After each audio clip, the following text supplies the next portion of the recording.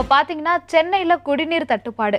So ஏற்கனவே தமிழ்நாடு முழுக்க வந்து குடிநீருக்காக நிறையவே கஷ்டப்பட்டுட்டு இருக்கோம். இப்போ குறிப்பாக சென்னையில் வந்து குடிநீர் தட்டுப்பாடு வரும் அப்படின்னு சொல்லியிருக்காங்க சார். இதிலிருந்து எப்படி சார் வந்து சென்னை மக்கள் மீண்டு வருவாங்க? எப்படி சார் அவங்க பாதுகாப்பாங்க?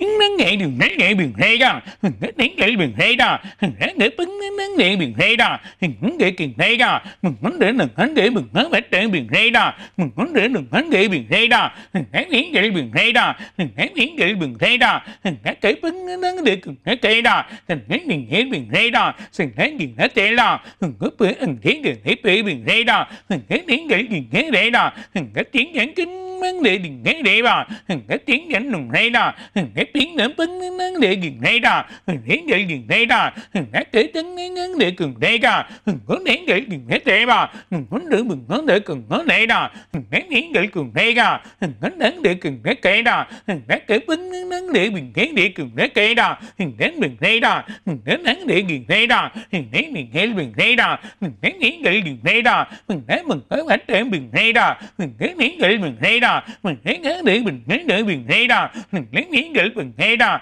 நெங்கே அதாவது இனிமேட்டு மழை வந்தாலும் நமக்கு பத்தாது. சில இடத்துல தண்ணிகள் தேக்கி வச்சு வழிமுறைகள் பண்ணால் கூட நமக்கு பத்தாது. இனிமேல் நம்ம கடல் தண்ணி எடுத்துக்கிறது தான் நல்லது. அதுக்கான வழிமுறைகள் நடந்துன்னு இருக்குது. ஸோ ரொம்ப ஃபாஸ்ட்டாக வந்து ஓரளவுக்கு விநியோகம் பண்ணுறாங்க. இன்னும் விநியோகம் ஆகக்கூடிய நிலைமைகள் ஏற்பட்டுரும். அந்த நிலைமை ஒரு சில ஒரு பெரிய பலன்கள் நமக்கு கிடைக்கும். அது இல்லாமல் 3 மாவட்டங்கள்லேயும் தண்ணி குறையும்.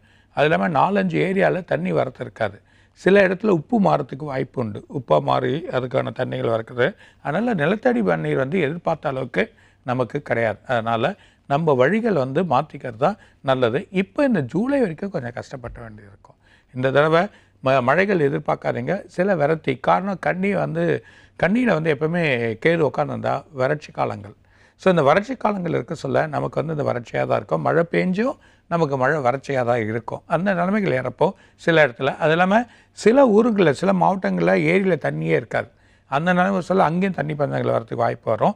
இது நல்லபடியாக இந்த வாட்டி கவர்மெண்ட் வந்து அதுக்கான வழிமுறைகள் பண்ணுவாங்க, செயல் பண்ணி கொடுத்துருவாங்க. இருந்தாலும் சில இடத்துல சின்ன இடத்துல கொஞ்சம் பிரச்சனைகள், சில இடத்துல தண்ணீர் வரத்துகள் கொஞ்சம் குறையதான் செய்யும். ஆட்டோமேட்டிக்காக அதுக்கப்புறம் வழிமுறைகள் பண்ணி செயல் பண்ணுவாங்க. ஜூலை மாதம் வரைக்கும் கஷ்டங்கள் இருக்கிறத நம்ம கேர்ஃபுல்லாக இருக்கிறது நல்லது.